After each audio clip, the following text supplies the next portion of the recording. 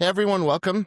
You're probably here because you care about your table and your players, and you want to make the best role-playing game experience possible at your table. That's right. And I am Geo, also known as Headless Hammerhead from the Headless Hammerhead YouTube channel. My name's Vase. I run the Left for the Vultures YouTube channel, and we're going to be discussing the bonds mechanic from Delta Green. We recently wrote an article for our newsletter, specifically giving some tips on how to incorporate the bonds mechanic into your tabletop role-playing game, whether it's Shadowrun or whether it's Pathfinder. It basically can be applied to just about any tabletop role-playing game. Yeah, and we're doing a series. It's going to be an ongoing series on our newsletter. You can subscribe. There'll be a link below where we will do it probably once a month or once every 3 weeks or so. Steal This is the series name, where we, based on our years and decades of experience playing role-playing games, we have over 35 years of experience playing various role-playing games, and we've learned that several of them have great mechanics that can translate really well into pretty much any other game and enhance the playing experience. Even And that's some what of we're our trying to least do. popular games have one or two really awesome mechanics that we're like, man, this game has something really neat here that we should incorporate into other games. And this is kind of what we want to do with a lot of these mechanics. And today it's going to be Delta Green's bond mechanics. So how does the bond mechanic work, Gio? So Delta Green is more of a modern cosmic horror mystery type of game where your players are part of a secret organization that takes part in investigations when something strange out of the ordinary that can't be explained by traditional physics will happen. And it's very centered around sanity and insanity, like a lot of cosmic horror themes are. So because of this, they've created this really cool mechanic where as your character starts to face really insane encounters, the creatures and weird things that happen, things walking backwards and things like that, it can really affect their sanity. So what they do is they rely on their bonds, which is people they're close to, that they have good relationships with, and they kind of lean on them to help center them in reality. And when they do that, it can cost them kind of part of that relationship. Yeah, so think about it like this. When you're making your character, you choose based on certain factors like your profession and all that. You choose a certain amount of bonds. These are people or organizations or whatever that you have connections with. It could even be your pet dog or your pet cat or something like that. It's your connection to these people. It's what keeps you human. Basically, your humanity. So you may have your wife, your cat, and those are your bonds, right? And it's assigned a score based on your charisma score. This is what ties you to reality. And when you experience a really horrific event, you kind of think about those people, and that's what keeps you going, right? That's kind of like the role play aspect of it. So when you suffer some horror or you suffer a loss of sanity, you can actually think about these people to ground you and bring you back to your humanity instead of going insane. But the drawback is, if I'm thinking about my cat while I'm experiencing this horrific tentacle creature that's attacking me, next time that I'm with my cat, it's going to bring back that memory. And so to represent that, the bonds mechanic is reduced. So as you project, it's called projecting to a bond.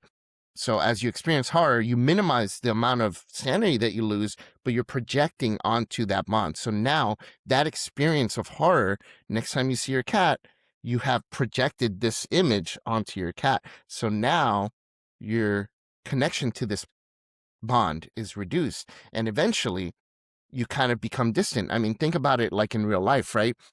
If you're a police officer, let's say, and you've had a really horrific experience where you're traumatized, you can't sleep, whatever, because you had to do something really bad, you kind of lose your connection with your spouse. And eventually the connection starts to fray. And as you go through more of these experiences, that fraying becomes so intense that eventually you just don't even have a connection with that person anymore. So that's kind of how the bonds mechanic works.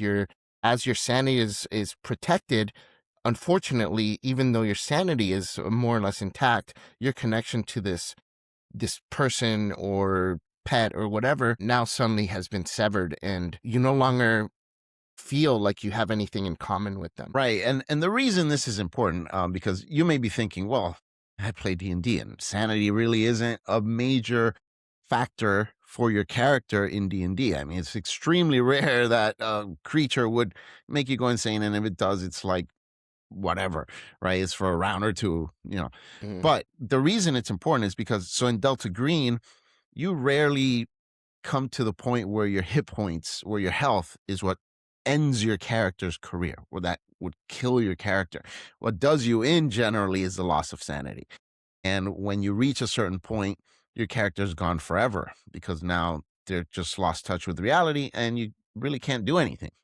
The sanity mechanic, I think, works really well for horror games like Delta Green, Call of Cthulhu, that kind of stuff. Obviously, there's a mechanical element in addition to the roleplay element, but the way Delta Green does it, it's so seamless, it's such a good connection of roleplay and mechanical function that I think it really works well. And in other games, you don't have something like a sanity mechanic or a sanity stat, right? So how can you possibly incorporate the bonds mechanic with a game like Dungeons and Dragons? Well, the easiest way is to just add a system of points to the bonds and just incorporate more of as a role play or background thing. So when you create your character in Dungeons and Dragons, you have a background for your character. Part of your background could include X amount of bonds. You can roll how many, or you can just assign and tell everyone, say, 3 bonds, 4 bonds, whatever, and just incorporate the charisma score. That's what Delta Green does. Your charisma score is your bond score. And then anytime you experience some horrific event, instead of taking psychic damage, or maybe you can even do it when you take psychic damage, then you can reduce the psychic damage taken by projecting to a bond. But unfortunately, it does reduce that permanently. And you may be able to rebuild that through some activities that are like downtime activities, that kind of stuff. Or you could just make it permanent where it can't be fixed. But you can reduce psychic damage, or maybe anytime you're experiencing or facing something really terrifying, it just hits your bonds and it just creates a role-playing experience, because now as that relationship is fraying, maybe that was your reason for going on adventures. Maybe you were searching for gold so that you can help your kids, and your bond with your kids is reduced as you're doing this. You're like, man, I can't believe I got myself into this.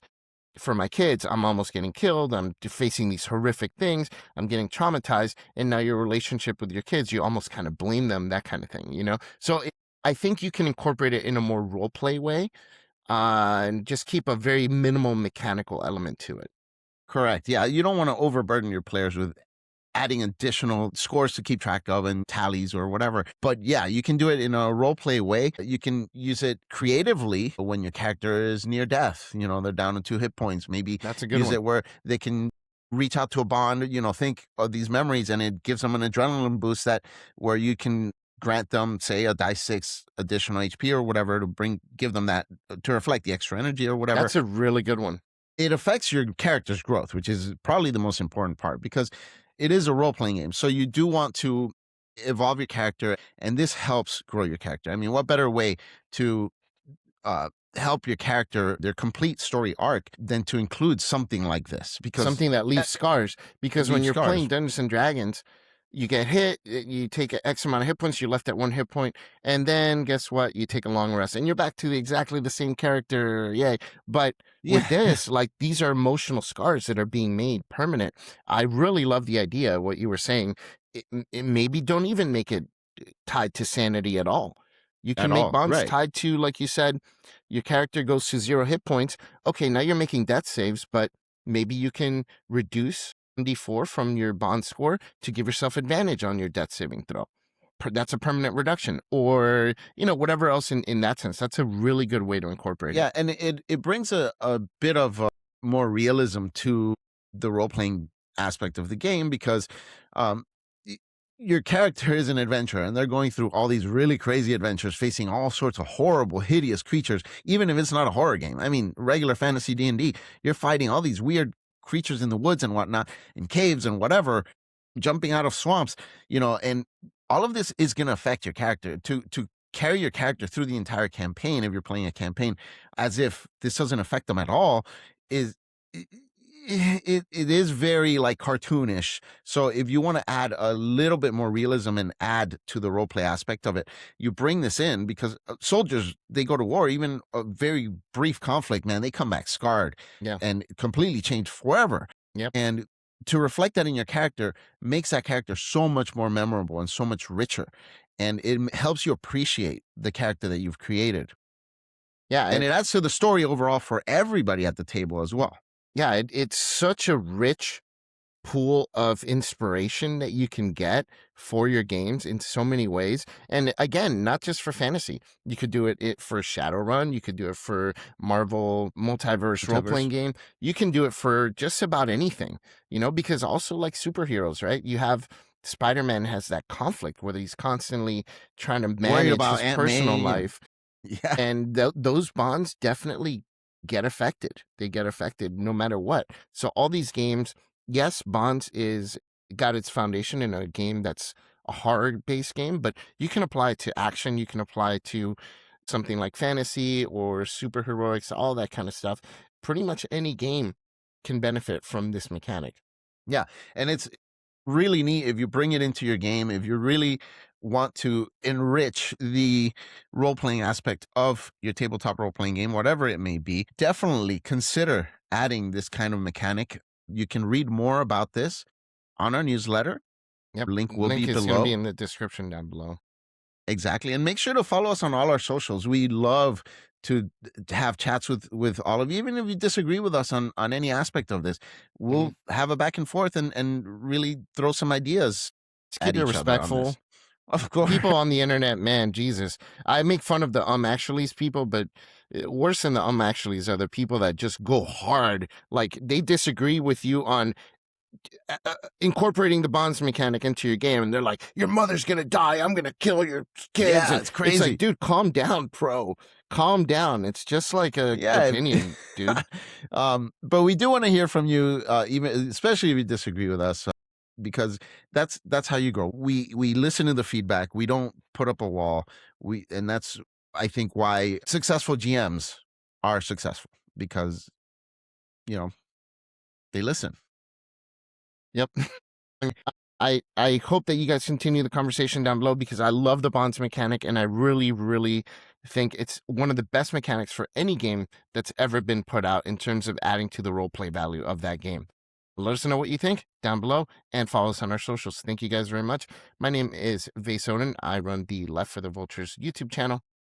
And I am Gio from the Headless Hammerhead YouTube channel. Thank you guys. We'll talk to y'all real soon.